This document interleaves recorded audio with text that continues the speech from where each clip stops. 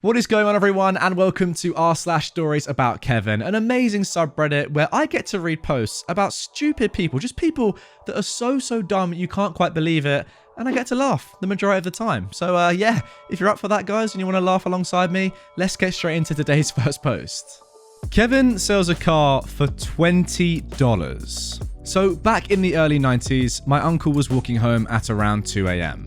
He forgot the reasoning why, but he remembered that he ran into a Kevin. This Kevin looked a bit deranged and was clearly an addict of some sort. Kevin engaged with Uncle Dave and begged for $20. Uncle Dave knew that he was an addict and he didn't want to give him the money. Kevin then said that he would sell his car for $20 out of desperation. This caught Uncle Dave's attention, but it was a terrible car according to him. And in a final act of desperation, Kevin told Uncle Dave that the car had a 1979 Monte Carlo. Now, if you're like me and don't know anything about engine values, according to Uncle Dave, that engine would be roughly worth $15,000 today. So Uncle Dave immediately took the car home. When he got home, Grandpa ran outside barefoot in the Michigan snow, yelling why the heck he brought home such a terrible car. Uncle Dave argued that the engine was a Monte Carlo, but Grandpa only saw an old motor. It took a while, but Uncle Dave convinced Grandpa to keep the engine and he hoisted it out of the car. Now, with the engine out, he had no use for the chassis, and Grandpa didn't want it there either, so the next morning he called his buddy to tow the car back to where he got the car, tossed the keys on the driver's seat, and abandoned the car. He sold the Monte Carlo for $10,000 not long after, and used that money to buy himself a new truck. Now, OP has actually included a bonus story as well. So, in the early 2000s, my Uncle Dave and some of his friends decided to go fishing up north in the Upper Peninsula of Michigan. Now, if you don't live here in Michigan, the weather is messed up, meaning that we can have 70-degree weather in February and have rain, snow, and hail on the same day in June. So they were idiots in that moment, and they went when it was nice out, didn't check the weather forecast, and assumed that it would be warm for the rest of the trip. Well, it was a blizzard the day after they set up camp, and they huddled into their sleeping bags to preserve heat. However, Uncle Dave is a stubborn man and refuses to admit defeat. So what he did was he literally cut up his sleeping bag into a makeshift coat. Now, this sleeping bag was an old one that was filled with feathers, so there were just feathers everywhere. He managed to catch a lot of fish, and he earned the nickname the Chicken Man.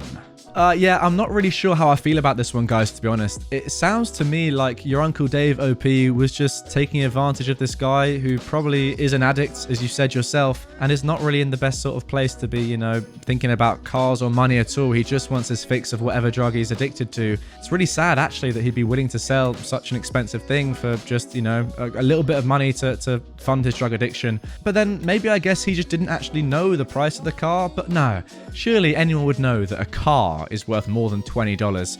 Yeah, overall, that's just the sad one. Now, guys, OP has actually left a little edit down below his post in regards to some comments like mine that I've just said that are saying to him, this post is actually really sad. So let's see what he had to say.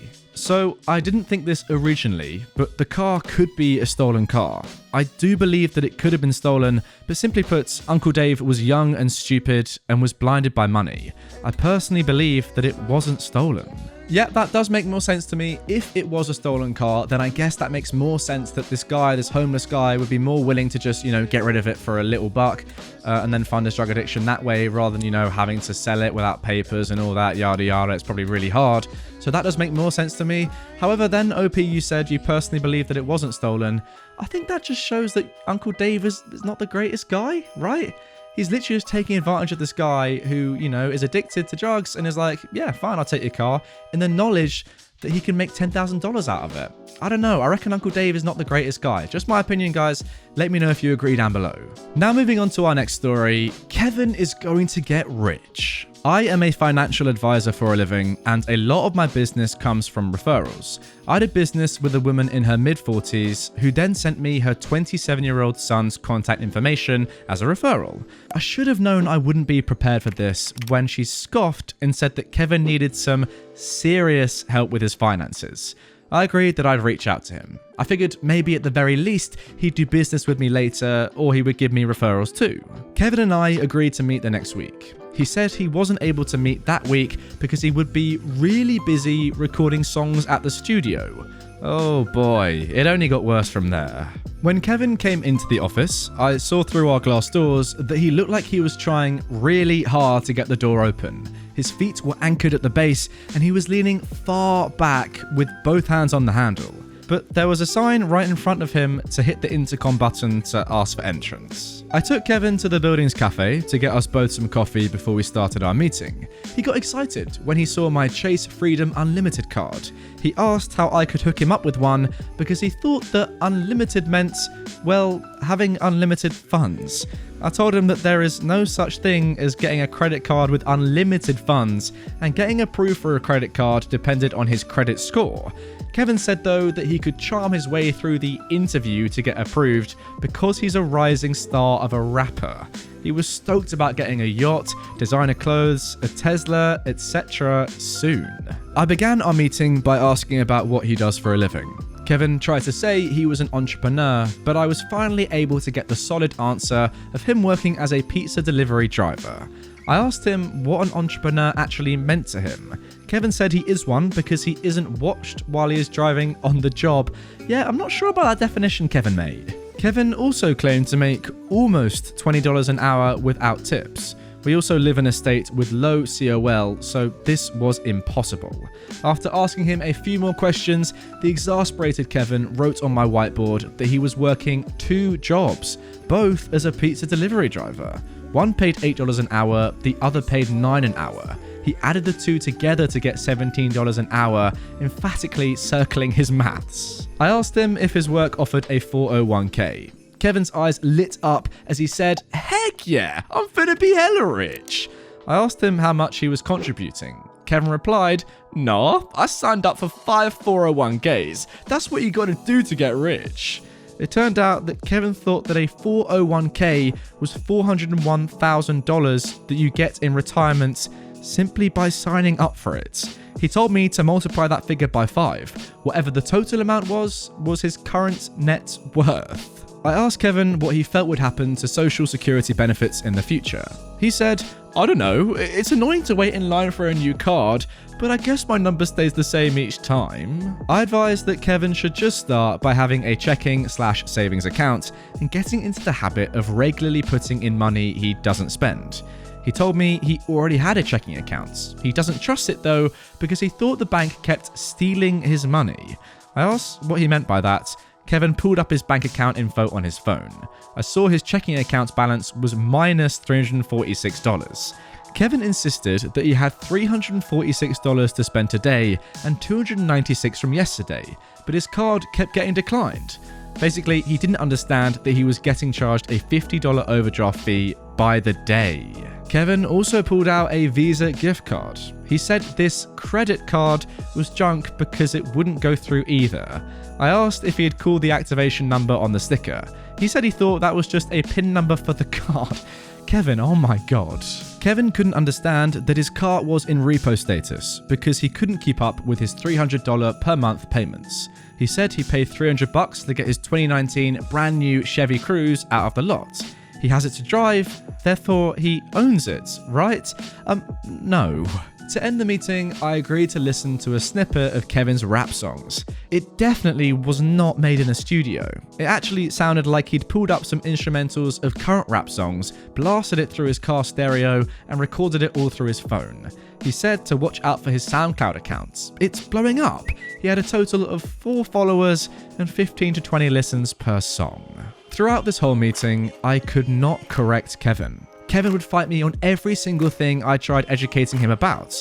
I didn't actually tell Kevin's mother how the meeting went. She did call me recently, telling me that he's a lost cause. She hopes he gets it together one day. You know what, guys? I reckon this Kevin is the future of the hip-hop industry. You know, you'll be seeing this guy's name, whatever his real name is, on billboards everywhere, on top 40s. He'll get #1 singles, and you'll be like, wow, he originally came from this post. How has he made it? Well, that is the beauty of the music industry. Anyone can make it. Yeah, obviously I'm talking waffle. This guy is clearly terrible at singing and rapping, but hey, he's got a dream. Why not let him go for it? You never know what could happen. If he gets insanely lucky and somehow becomes good at rapping, and I don't know, a lot of things would have to go his way. You never know. But I think his mum is truthful here, right? He's a lost cause, but he's doing what he likes. So just let him do it, I guess? Who knows? Now moving on to our final story, Kevin can't email good. So apparently I have a Kevin in one of my classes, and I didn't know about it until today. This guy never turned anything in on time and never asked me anything outside of a few posts on the class discussion board in the first week. Today, I get notified that he's been complaining to my supervisor about how I'm not helping him. It turns out he sent me several emails throughout the semester, and I haven't been answering them. There's just a couple of problems. One, he got my email wrong. All semester long. I've been sending emails on a weekly basis to my classes, so he should know what it is. He not only got the format wrong, he spelled my name wrong. Even the student who keeps posting my first name as Andrew on her assignments gets my email right. 2, he sent them from his personal email. I did apparently get one email from him, but it got sent to spam because it wasn't from a school email. His email didn't have his name or which class he was in noted on it, and his personal email had no relationship to his actual name. It got automatically spammed since it looked really suspicious, especially since the link he included was messed up and looked fishy or virusy. This was why he got my email wrong as well, because he thought he sent that one to the wrong address. When this was brought up, all he did was complain about how it doesn't matter, and that I'm making him fail by not answering his emails, and that he rarely, if ever, received any of the class-wide emails from me. It turns out he wasn't checking his school account more than every other week and thought that using his personal account for everything was the norm. He never thought to reply to any of the class-wide emails either when he did get them, since he thought I'd just ignore those two. Oh, he is a junior for what it's worth. Okay, so I was under the assumption that a junior in America, I assume this is in America, was someone young, but apparently I've just looked it up. A junior is like 16 to 17 years old. So he's 16 to 17 and doesn't understand how emails work. This guy's done. He's done out. What's he going to do? Seriously, unless he just knows in the back of his mind that realistically he's been sending emails from the wrong account, probably to the wrong account as well, and he's just doing it, he's doing it all the way along as an excuse to try and not do the work. Maybe this Kevin has a bigger brain than all of us combined. But that seems unlikely. I reckon he is just very, very dumb, as the majority of people who the stories are about on this subreddit seem to be. I don't know, guys. I mean, when I was in school and even in university, you would only ever email your professors or your lecturers or your teachers with your school or uni email. Like, you don't even have to be clever to know that.